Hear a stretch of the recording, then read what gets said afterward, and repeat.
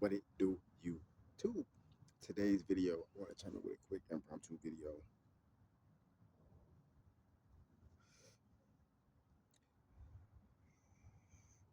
In today's video, I'm gonna drop some spiritual knowledge for you, but just talking shit. Not really, but really, what I'm saying, talking shit to the devil, because Satan and his minions are bitches.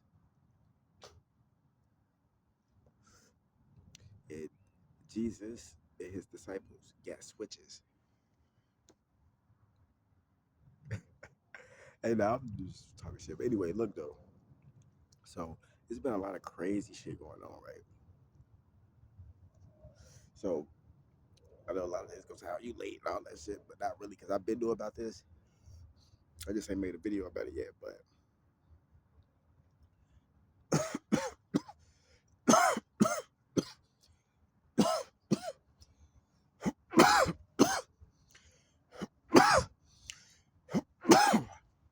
so the Diddy shit is crazy because that shit is wild. Like I'm starting to think all this shit is like a publicity stunt. But also, I went back and did my research, and when I did the Young Thug video, when I was talking about how they released him, and I said I got to go back and do my research. Who got arrested first? Really, when you go back and think about this shit, right?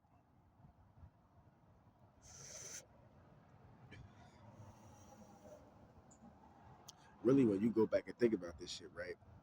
Uh, really, it was okay, don't get me wrong, it was King Yella and shit. They was fucking with King Yella first, you know what I'm saying? But even before they was arresting King Yella and shit, like the feds and shit, they got Bobby Smurda, you know what I'm saying? Him, TK, like around that era, which was like what, 2015, 2014, some shit like that.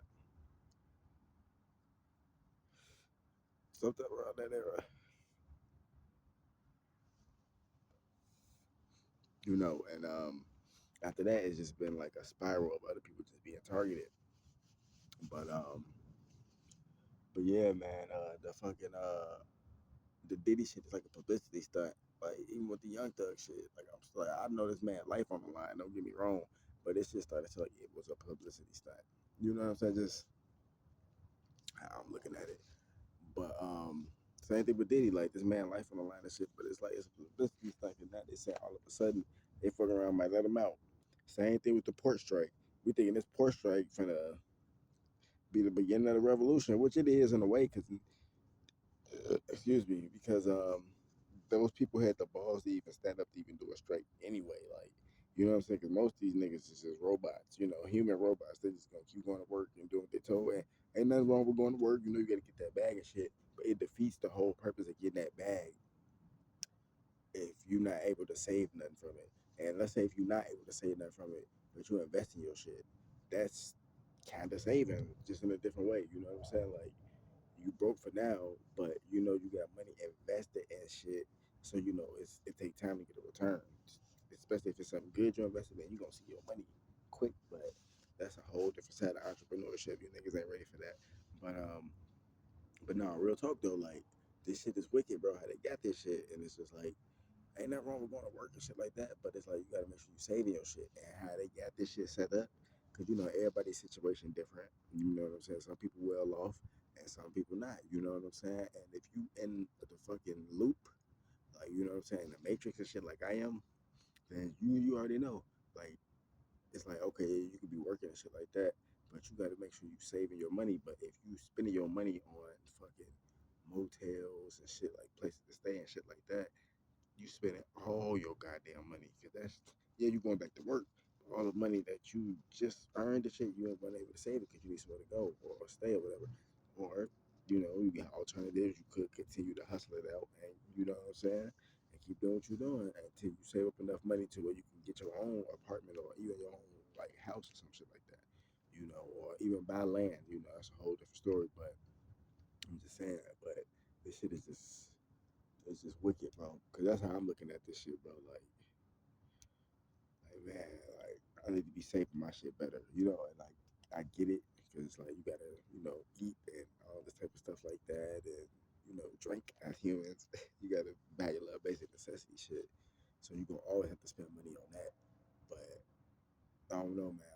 I'm about to just slow down my consumption of marijuana because that's most definitely been some shit I've been spending like money on and shit like that. And I ain't gonna say like I shouldn't because I earn my shit, so I can spend it on whatever I want. But I'm just saying though, like just just spending like too much money on it. You get like a pre roll, and if you go somewhere they got the buy one get one joint, you can spend probably about like. And I'm just saying, this what I'm saying to myself. You can spend about like $5 to $8. You might get you a buy one get one, some shit like that. And if you go to a place like Nirvana or motherfucking who else do the free pre roll and shit? Oh yeah, Jars. They do the free pre roll every month. Every time you leave a review, you would leave out that motherfucker with about three pre rolls, and you only spent about $5, $6, $7, $8. You know what I'm saying? Which is a fucking deal. So it's like that's how I'm looking at it, just managing money better, bro. Cause like they giving out deals, you just gotta know about them. And that's the thing, everybody don't know about them because everybody don't be on the websites and looking online. Some people just go in there and shit like that.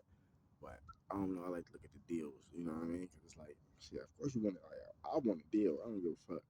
I want a deal because it's like, especially if y'all offer it. Hell yeah, nigga. What? But yeah, man. It's my take on that, man. It's just like how they got this shit set up. This shit wicked. Like, bro, I don't know, man. Like, I don't know. Like, it's like I was saying, everybody's situation different. But at the same time, how I'm starting to look at it, and how shit just seems, just me doing my research and just shit I'm seeing everyday life. A lot of people really not necessarily in the same boat, but everybody really kind of like come from the same kind of walk of life and shit like that, like a humble beginning. And I'm not saying everybody because you got other people that whatever their situation is, but a lot of people come from humble beginnings and shit like that, and they go through some tragic shit that end up fucking them up, and not necessarily fucking them up with their own drugs or something like that, but it traumatizes them, and trauma can manifest in all different forms, where it could be drug use. It could be sexual addiction. It could be some satanic shit that these motherfuckers are on. Like, I'm just giving you examples because it's the truth. It could be overeating, binge eating, because when some people get depressed and stuff like that.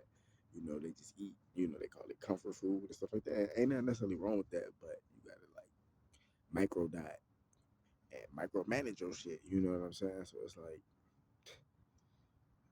I don't know, man. They got this shit set up wicked, but it's like if you don't know, you don't know. But at the same time, if you depressed, that motherfucking 16 pack of Kit Kats start looking mighty savory. So yeah, I get it.